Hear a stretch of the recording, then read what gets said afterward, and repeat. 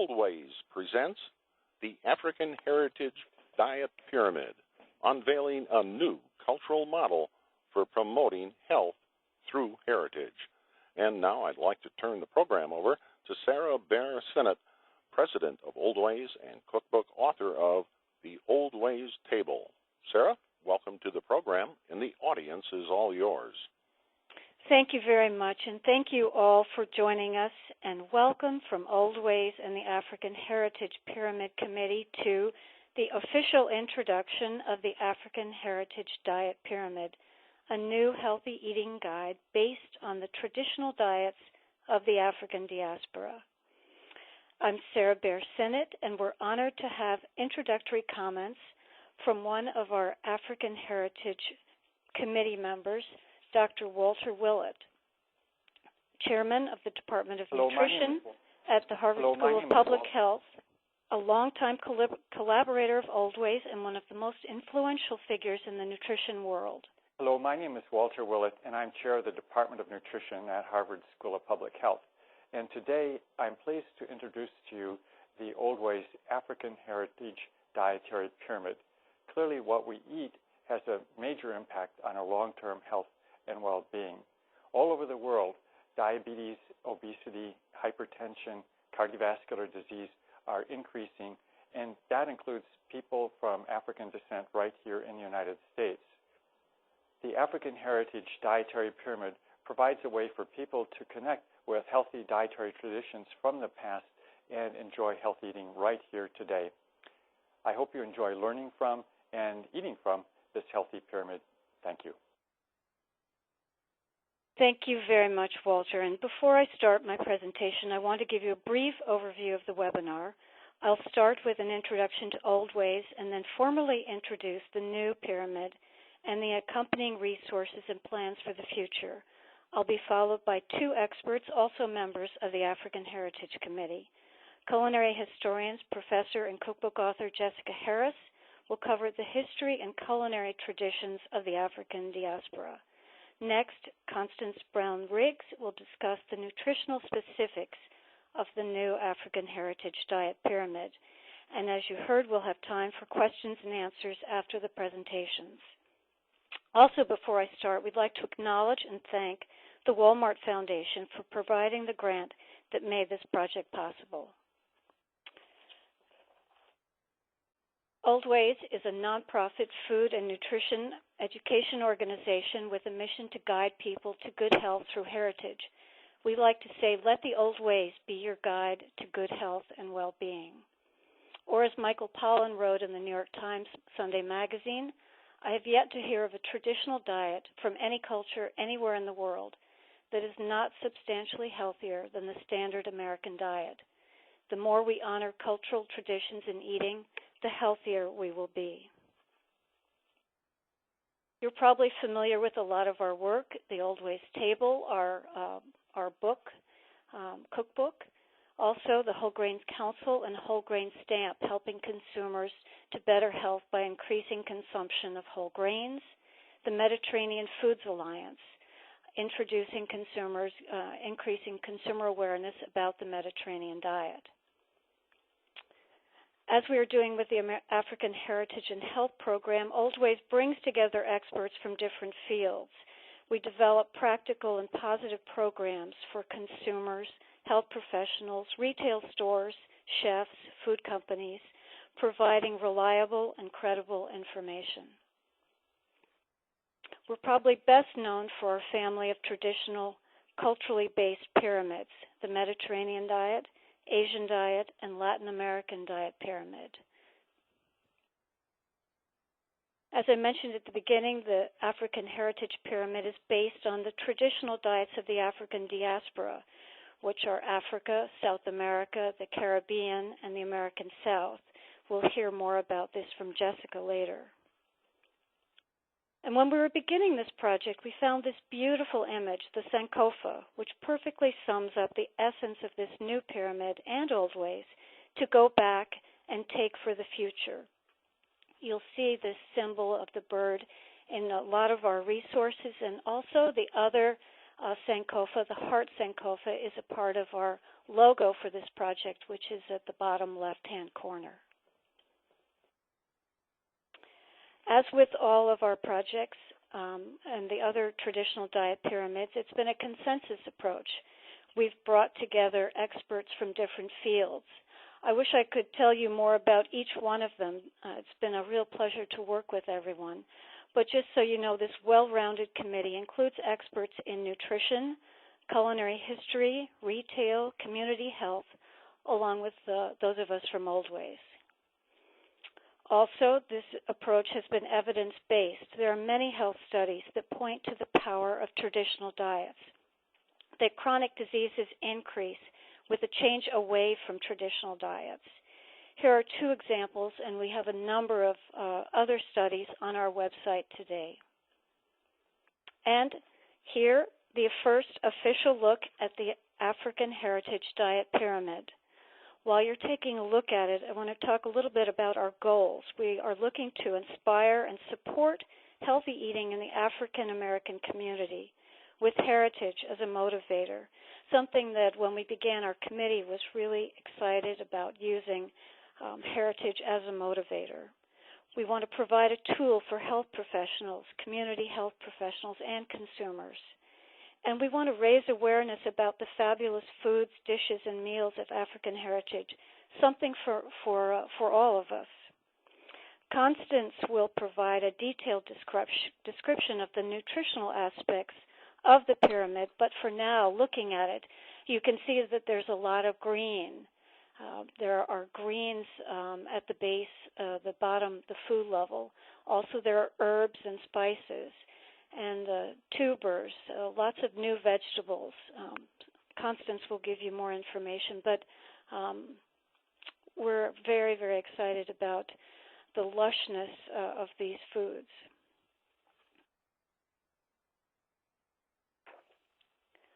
While the pyramid represents the total diet, we know it's important to put the pyramid on the plate for consumers, for health professionals, to help in educating and motivating healthy eating.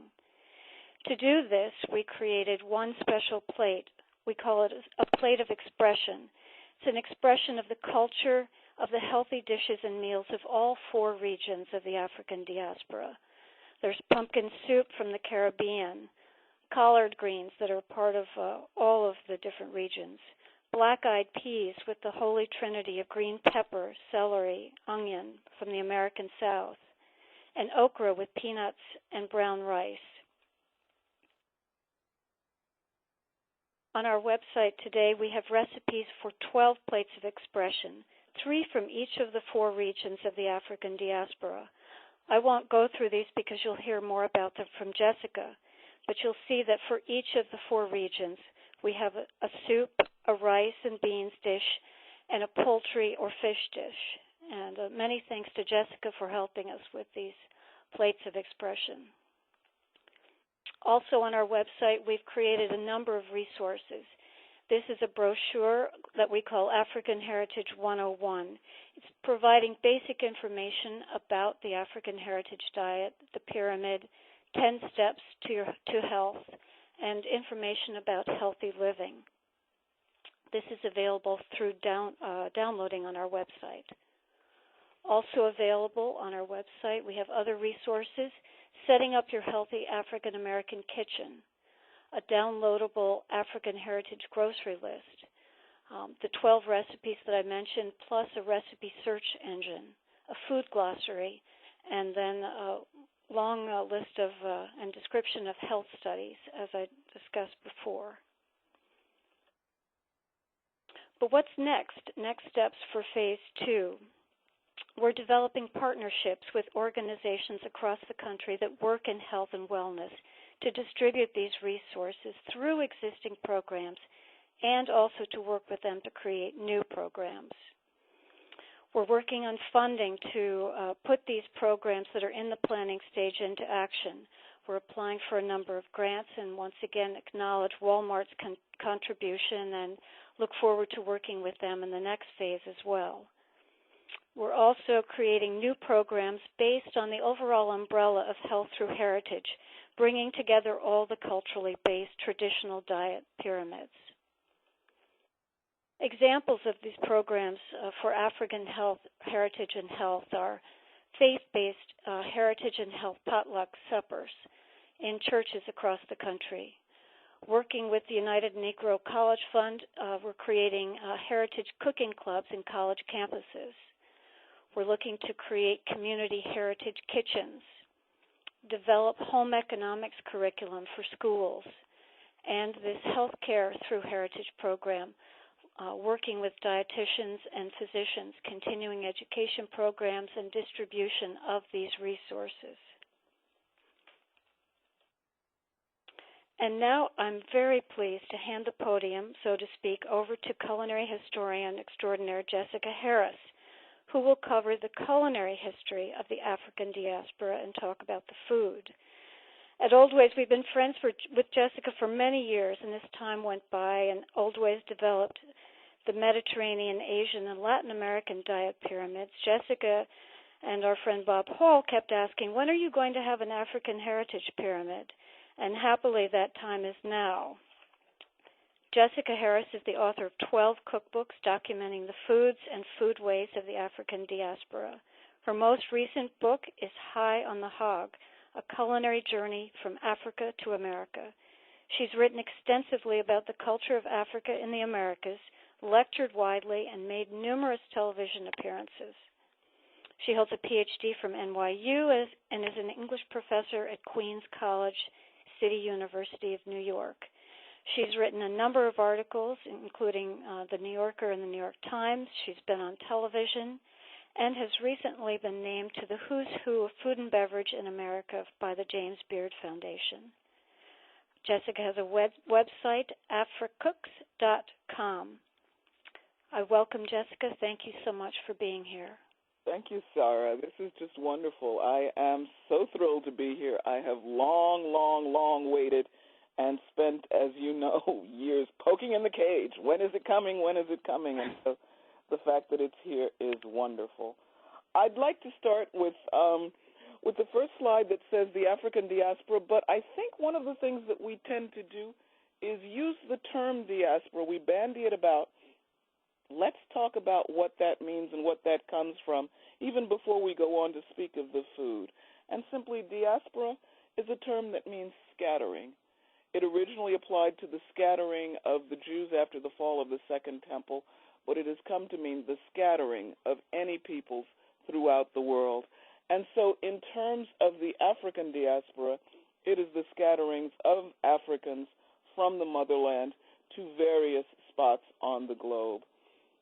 One of the major ways that Africans were scattered is, of course, the transatlantic slave trade. But as we look at the map, we can see all of those points of departure and all of those points of arrival. These are the points where the food of Africa shows up in various inflections on the plate. If we look at North Americans, we see the slave trade to the British and the French colonies. We see even modern-day immigration from sub-Saharan Africa. If we look at the Caribbean, we again see those same West African origins going through the slave trade, but then being inflected by the dominant colonial cultures, the English, the Dutch, the French, the Spanish. In South America, we see the same thing. We see the Portuguese that went to Brazil. We see all of the Hispanic folks and that were taken to South America, to Uruguay, to Ecuador, to Peru, to all of those places that we don't necessarily connect with African enslavement. Here's a thought. Of the 11.2 million people in the slave trade, only 450,000 came to the continental United States. And that surprises many people, but it tells us how vast, how wide the scope of this diaspora is. Finally, we have another diaspora, which is Afro-American remigrants moving from the Americas into Europe. So people from the Caribbean back into Europe, people from South America perhaps back into Europe, and all of those things take place and show up on the plate. The next slide, please. one of the things that we can see is that the majority of the culinary heritage of Africa that is shown in this hemisphere, in the United States, in the so-called New World, actually comes from Western and Central Africa. But now with the more modern diaspora, we're seeing other influences. We're seeing influences of Eastern Africa, of the Horn of Africa, of Southern Africa. And so we're seeing foods from these regions as well, including things like Ethiopian teff bread, injera, or curries, or lentils, and other items of that sort. Next slide, please. When we come to the culinary history of the African diaspora, we need to remember several things. One, of course, is that the conditions of enslavement meant that upon arrival, the enslaved were immediately put to work, and they were put to work at the low end of the food chain. So not only were they working in mines, not only were they working in tobacco fields, not only were they working in any number of positions, but they were also growing, processing, harvesting, feeding, cooking, serving the foods of the hemisphere. And they were serving them to their European masters, but they were equally serving them to themselves. Now, the difference in climate in the north, central, and southern regions of this hemisphere meant that people were sometimes quite challenged in terms of what they were able to bring or what they were able to use or how they could make their taste for the African foods connect to the foods that they may have been given or the foods that they may have had to raise. So they were inventive. They substituted cabbage leaves perhaps for banana leaves or other leaves to wrap things and make packets. In South Carolina, the entire rice culture of South Carolina in many ways is based on that rice culture of the Gulf of Guinea, of southern Senegal and Guinea and Liberia, Sierra Leone. Black-eyed peas, native to the African continent, came over. So they began to have different things, some of which they knew that they could eat, but others were adapted. Next slide, please.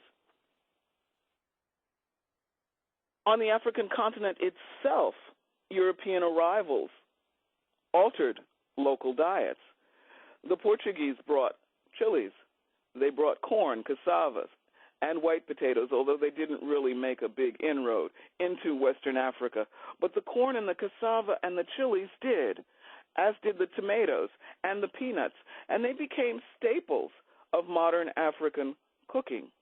Now, if you want to think in general compass, and you know I hate to generalize, but in 10 minutes you have to, in general compass, if you want to think of a culinary paradigm, you've got a soupy stew over a starch of some sort or another, or you've got a grill of some sort or another.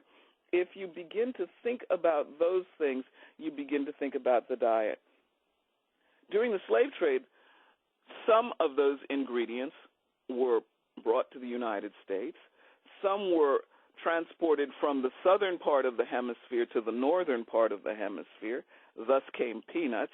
And so the ships themselves became another means of transporting foodways. Next slide, please. So we're going to talk a little bit about some of those foodways and some of those cuisines, the similarities, the traditional Western and Central African foods, and some of the foods of the diaspora that are rooted on the African continent. Next slide, please.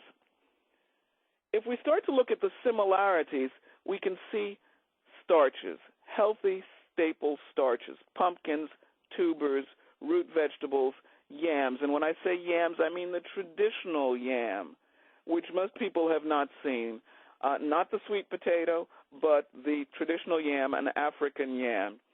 There were vegetables in abundance, and in fact, if you begin to look at the traditional diets of the continent, most of them were virtually vegetarian, with meat, poultry, and wild game eaten modestly, often ceremonially, and used as flavoring.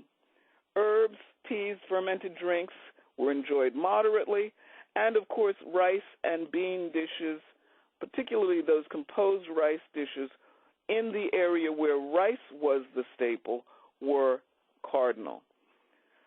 If you look at those traditional foods again, next slide please, grains, beans, vegetables, fruits, meats, oils, seasonings, and stews and sauces. And you've got a listing of them, but time is a waste, and so we're going to move to the next slide, please. As you come across the Atlantic, you can begin to see how this inflects. Of those 450,000 that entered during the period of enslavement, there are now about 40 million people of African descent in the United States. Now, that's an astonishing figure, but it is what has happened. And the influences are as varied as can be imagined from virtually every corner of the globe. Dishes. We have rice, grits, cornmeal, cabbages, okras, dandelion greens, creasy greens, collards, turnips, kales, mustards, black-eyed peas, kidney beans. In Louisiana's Creole cuisine, we have a holy trinity of seasonings. We've got the coastal cooking from the low country states, the Gulf Coast, and, of course, the Georgia coast, the Florida coast, all of which use things like oysters, crabs, shrimp, the bounty. One of the things that has happened in terms of the African-American inflection, as it has happened in the other regions as well, is that people near the sea use the sea. People have been inventive, but people have also been resourceful. The foods, next slide, please. The Afro-Caribbean falls under the same thing. 23 million people of African descent here, but with those same tropical fruits, rice dishes, peas and rice. Think of all of those. Peas and rice in Jamaica, rice and peas in Jamaica, actually peas and rice elsewhere in the Caribbean. You get down to Afro-South America, next slide, please. You've got about 100 million people of African descent with traditional seafood stews, with tubers. Okra turns up on the plate virtually everywhere. Certainly in Brazil, okra turns up in the plate throughout the diaspora, but it doesn't in some areas like Peru. It doesn't in some areas like northern parts of Argentina and in other places. The roots, the tubers, all of the ingredients. Next slide, please. So when we start to look at the African heritage diet, we see the plates of expression that Sarah talked about earlier, and we see that we find things like rich peanut soups and chicken yassas from the continent of Africa. We'll find black beans and rice with hearts of palm, or moqueca de peixe, from South America. We'll find that Caribbean pumpkin soup with spinners, or just a simple grilled red snapper in the Caribbean, or Hoppin' John with braised collard greens from the United States. Now, one of the things to remember as I get ready to sign off, next slide please, is that cooking allows us to, if you will, express ourselves. It empowers us to choose what we want for ourselves and for our families. It connects us to our earth, our food, our roots, good health, our creativity, and it connects us, most importantly, to each other. And so I'd like to end by just going down the points of sharing meals as part of a really, really necessary addition to modern health. So families who eat well together feel well. Children benefit physically, mentally, and emotionally. Table manners and more are learned sitting around that table together. Healthy couples are happy couples, it goes without saying. Parents connect with each other and with children. Friends grow old together over shared meat. The African-American expression, chew the fat, may not be about the fat, but it's definitely about the sitting down together and the sharing faith and healthy foods after services or during events serves and empowers an entire community. Thank you very much, and back to you, Sarah. Thank you so much, Jessica. This is a lot of motivation, and it is definitely a cuisine to fall in love with. Thank you so much for your help over the last year and in the future. Our next speaker, Constance Brown Briggs, will cover the nutritional specifics of the new pyramid, as well as give an overview of the health profile of African Americans. Constance is an award-winning registered dietitian, certified diabetes educator, national spokesperson for the American Dietetic Association, and is the author of The African American Guide to Living Well with Diabetes and Eating Soulfully and Healthfully with Diabetes. Over the course of her career, she has established herself as an expert on the subject of nutrition, diabetes, and the cultural issues that impact the health and health care of people of color. Her work has appeared in books for health professionals and healthcare consumers, and she has been a featured expert in national magazines such as Essence, Heart and Soul, Real Health, and Diabetic Cooking. Thank you so much for your help, Constance, and we look forward to your presentation. Thank you for being here. Thank you, Sarah. And I am very, very excited about the African Heritage Pyramid and very happy to have had the opportunity to participate. And as Sarah mentioned, I do get to start off by talking about the health profile of African Americans, and the unfortunate reality is that it's not a good profile. African Americans suffer disproportionately from several of the major chronic diseases, and they suffer in terms of incidence as well as aggressiveness and the mortality associated with those chronic diseases. If we look at hypertension, over 40% of African Americans suffer from high blood pressure. And when it comes to diabetes, they're twice as likely to be diagnosed with diabetes, and they suffer from the complications associated with diabetes at greater rates. Obesity, we see in African Americans 20 years and older, over half are affected in terms of obesity. And African American men are at much higher risk of prostate cancer when compared to other ethnic groups. Now, the question usually comes up after I've presented some of those bleak health statistics is why? Why do we see this disparity in terms of health in African Americans? And there are many reasons for the disparities, but certainly two that we look at is our modern diet in terms of excess, and then, of course, our sedentary lifestyle. Our modern diet is laden with sodium, unhealthy fats, and sugar, and much of that is found in fast food. I always say we live in a land of plenty. There's plenty fast food around, and that's what's gotten us into part of this problem as well. And then, of course, in terms of the Industrial Revolution, if you will, that has aided in terms of our sedentary lifestyle.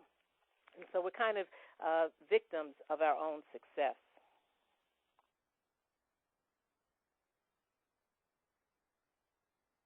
Now, the African Heritage Diet Pyramid naturally mirrors the recommendations that are found in the USDA 2010 Dietary Guidelines. And, of course, we know the guidelines are designed to improve health and prevent those chronic diseases that are disproportionate in terms of African Americans. So we're going to go through the pyramid and highlight some of the nutritional benefits, or as we say, the nutritional power of this African Heritage Pyramid. And starting at the top of the pyramid, as you can see, we have sweets there.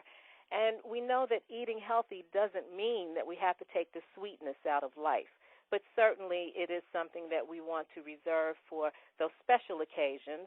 And in doing that, that will help us to stay away from a lot of the refined sugars and unhealthy types of fat. The next layer of the pyramid, we see dairy. And we know, of course, that dairy is a major source of calcium, vitamin D, protein, potassium. And traditionally, dairy was consumed in small amounts. It just wasn't readily available. And in doing that, of course, the pyramid reflects that. We know that African Americans oftentimes are intolerant of dairy, and what research shows us is that even in that individual who may be intolerant of dairy, they can consume small quantities without any ill effect. So the pyramid kind of reflects that as well.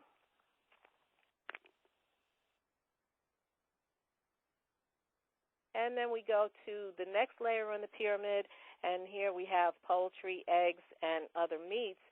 And again, when we think in terms of our 2010 dietary guidelines, the goal there, or part of the guideline, is to have more meatless meals. And traditionally, that was what we did. There were small amounts of meat added as flavoring. It was not the main focus of the meal. It was in addition to the meal, if you will. Again, as it says, it was used for flavoring. And research shows us that in diets that are lower in animal products, that we do see an improvement in heart disease, hypertension, kidney disease, and so on. So again, this pyramid naturally mirrors those recommendations from the dietary guidelines. And we have oils, and oils certainly are part of a healthy diet. We don't want to consume very large amounts because they do come along with calories as well. But the fact is that we do need some fat in the diet, and heart-healthy fat has been shown to have beneficial effect. And there is emerging research in terms of the benefits of consuming or using red palm oil and coconut oil in the diet as well.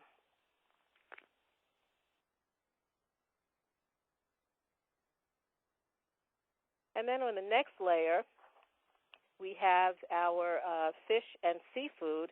And again, looking at the health benefit, we know that seafood provides omega-3 fatty acids, and those omega-3 fatty acids are associated with a decreased risk of heart disease. So that is clearly depicted in the pyramid. And along with that, in terms of vitamin D and calcium, we also have sardines, excuse me, and other small-boned fish that are depicted in the pyramid as well. And if we go to the next layer, we can see the greens, and that just stands out, as Sarah mentioned earlier. We see the greens that are there, the herbs and spices. We know that in the modern diet, it is laden with sodium. And, of course, one of our goals as nutrition educators is to get the consumer away from sodium, away from salt at the table. And this layer clearly depicts that and illustrates the use of those herbs and spices as a means of flavoring the food. So again, food does not have to be boring in order to be healthy, and this clearly depicts that. And then we come to the broadest area of our pyramid, or almost the broadest area, because we do have the greens underneath that. But we have our plant foods. We look at any traditional diet, and it is loaded with plant foods, and the same in terms of this African heritage pyramid, loaded with plant foods that are going to give us loads of fiber. We're getting potassium there, magnesium, good source of energy. We have nuts that are available or that are part of that pyramid, and we know that all of these foods have been shown to help in terms of prevention as well as management of chronic diseases, of heart disease, diabetes, obesity. So there's not enough that can be said about these plant foods, and adding those into the diet, getting those more meatless meals, and concentrating on this base. And as I look at this, I'm also reminded how this pyramid can work so well in terms of individuals with low literacy.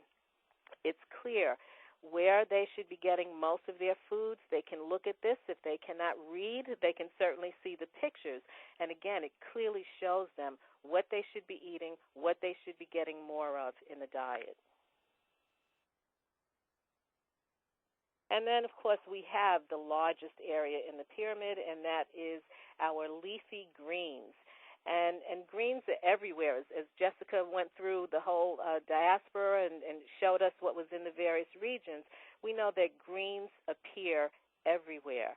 And looking at greens, of course, my roots are from the South, so I think first of collard greens, but also there's callaloo, and all of these green leafy vegetables that are excellent sources of vitamin C and vitamin A, and as well as potassium and fiber.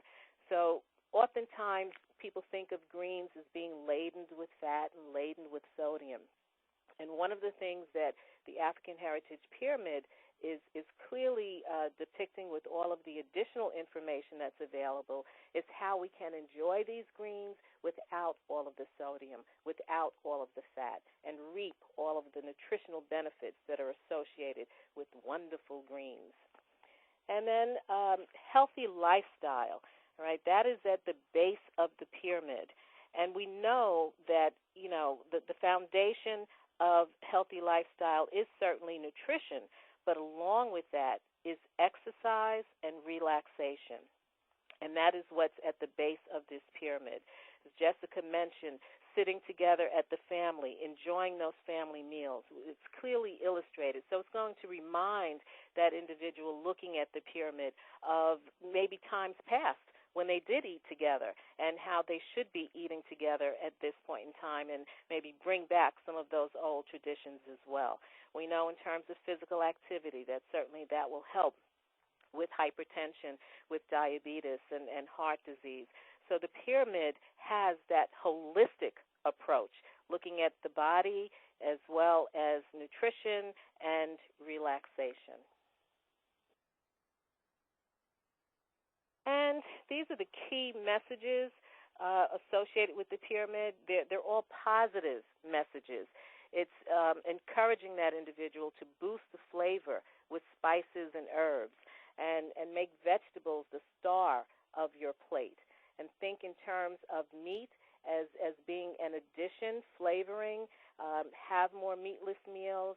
It's encouraging the intake of rice and beans as the new staple in the diet. And for many African Americans, they may already be eating the rice and beans but not fully appreciate the nutritional value of those rice and beans. So the African Heritage Pyramid will reinforce the nutritional aspects of rice and beans and the other good foods.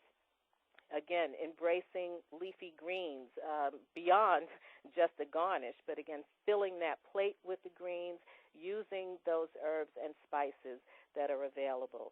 And incorporate easy one-pot meals. That also helps to get all of the nutrition benefit, as Jessica pointed out as well, in terms of a starch base with the vegetables, and maybe that is over rice, and you have the beans. So they're getting the protein and all of the other nutrients that they need in that one pot. And then looking for real foods. And this is one of the things that the pyramid does strongly convey is real food, not processed food, not the fast food, and so on. Gather family support and healthy food fellowship. At the bottom of the pyramid, we see that clearly depicted. That is a strong message. And make room for celebration foods, and really think about the traditions that are surrounding those particular food items. Jazz up fruits for dessert and healthy drinks to your health. So those are the key messages of this new African Heritage diet. And then we look at it as it is an effective tool for bettering health. It fills the need for a new approach to diet and health that is culturally relevant. And in one of my favorite sayings in everything that I do in terms of nutrition with African Americans is looking for ways to shorten the cultural distance between the African American and their healthcare provider. And certainly the African Heritage Pyramid does just that. It also will help to alleviate or eliminate the barriers to achieving good health. And one of those barriers is if the healthcare provider does not understand and appreciate the cultural foods that individual may be eating. And it depicts real foods. It's not or should I say, doesn't emphasize a single nutrient. It emphasizes whole foods. And, of course, it is innovative messaging. It's comprehensive, yet it's accessible to all, as I mentioned earlier, in terms of the health literacy for someone who may have low literacy, that certainly it's accessible because they can look at the pyramid, they see the pictures of the food, it's clearly illustrating what they should eat more of and what they actually should eat less of. And then, of course, it's celebratory and inspiring. Okay, it's encouraging African Americans to reclaim their health and reclaim their heritage. And then last but not least, when we look at the specific areas or issues that it addresses, certainly physical in terms of lactose intolerance, vitamin D deficiency, social, the idea of healthy eating is freed from abstraction and elitism, and it emphasizes rightful ownership. So it's all very positive messages associated with the pyramid. And it stresses the community fellowship and the meaningful memories that are connected with all the food that we eat and food that we love. And in closing, I'd just like to say when it comes to good health, we know that there are many tracks that lead to the station. And I think of the African Heritage Pyramid as the express track for African Americans to good health. Thank you very much. Thank you very much, Constance. That was wonderful, and I like the express track to good health, especially since I know that you've been out working in the community. I'm going to leave this first right here with the plate of expression and the pyramid, and thank you again very much, both Constance and Jessica. And I'll hand it back to Jack to explain the question and answer period. All right, Sarah, thank you very much. We've made it very easy for you to ask a question or offer a comment. All you have to do is click on the Q&A button on the top of your screen. That'll open the Q&A window. Then type your question or comment in the upper section of that window. Click on the word Ask.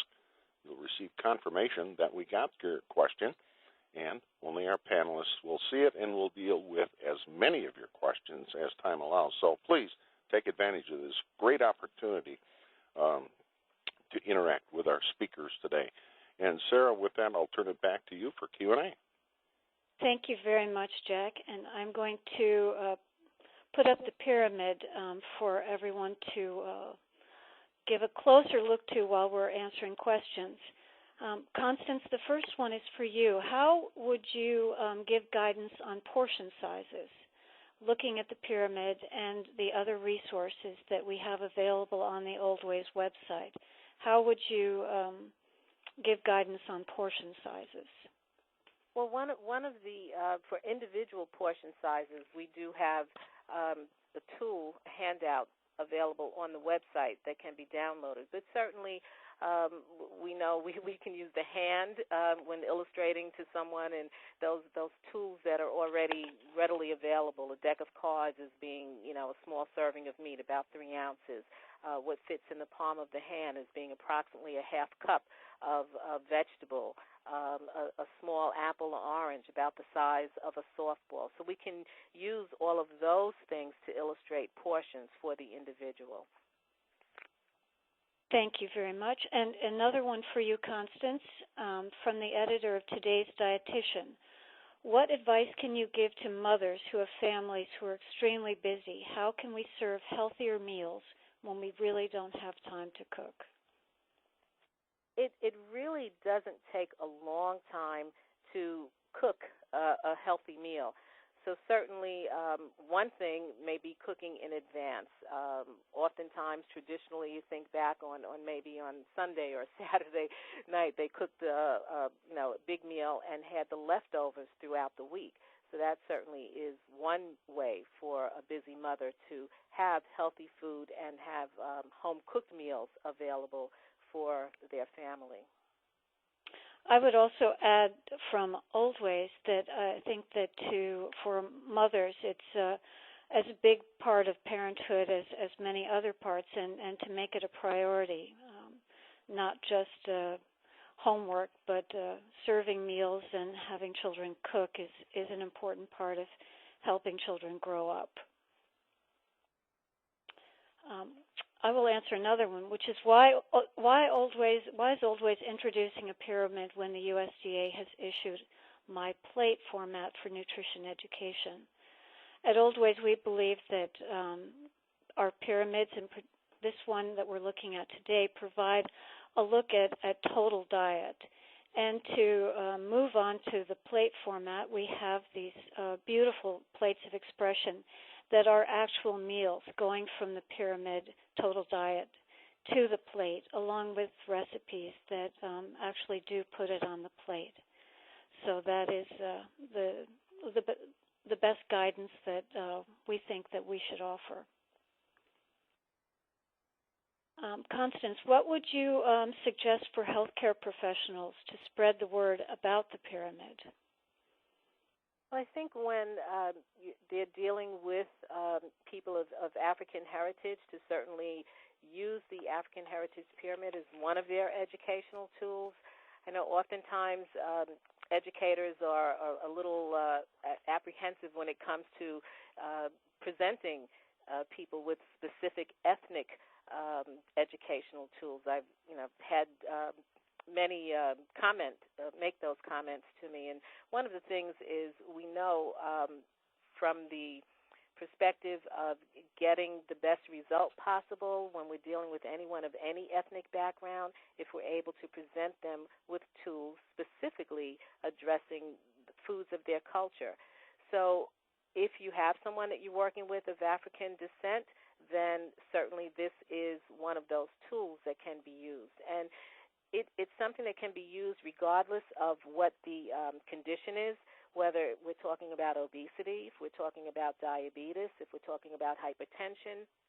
This African Heritage tool can be used as a means of managing any of those chronic diseases. So I think that's one way, just having that as part of your toolbox that you're using with your clients as they come in, whether it's in private practice or if you're in a hospital setting, if you're in a community setting, having that as part of your toolbox and using it for your African American clients. Thank you. One question we have, will there be suggested recipes for each tier of the pyramid? We have 12 recipes today for the plates of expression, but we will be continuing to develop recipes that will cover all parts of the pyramid, and so that please keep checking back, and we'll continue to grow the recipe list. Sarah, also I just want to add, thinking about that question again, the health professionals spreading the word about the pyramid. For those of you that have blogs, you certainly want to blog about the pyramid. For those of you that may be on Twitter, you want to tweet about the pyramid. If you're on Facebook, you want to talk about the pyramid on Facebook and have a link that goes back to Oldways within that discussion. So there are many ways of health professionals spreading the word about this African Heritage Pyramid. If you're a writer, as I said, you want to write about the African Heritage Pyramid. Thank you very much. Question about will this webinar be available for use afterwards? This webinar will be on the Oldways website, along with the pyramid is available for downloading, along with all of the resources that I mentioned. The Oldways website is Oldways, and then P for preservation, T for trust.org. We have the pyramid, we have the plates, we also have the African Heritage 101 brochure, information about setting up a kitchen, and a number of other resources, the health studies. There's a lot of information that will be available as soon as the webinar is through. Question for you, Constance. I'm having trouble seeing the questions.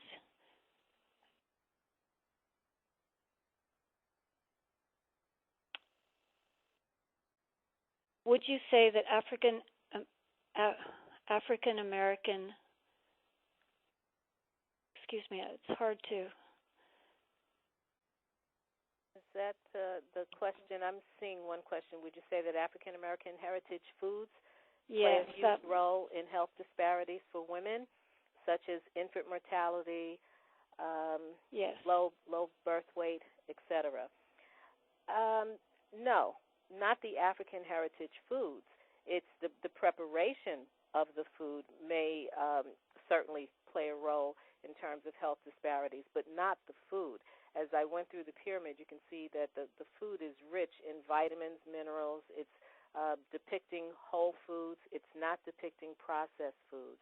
So it's not a diet that is laden with fat, with sodium, and sugar. So no, African American heritage foods do not play a role in health disparities. It may be the preparation of those foods. Thank you. There's a question about the cooking clubs on college campuses and where to get more information. On the slide, you see Sarah Dwyer's name. She's the program manager for this program, has done an incredible amount of work, and actually is with the United Negro College Fund organization this morning. Her email is the best way to get more information on this program. And we have a question about affordability. I'll be happy to answer some, and Constance, you may want to add something as well.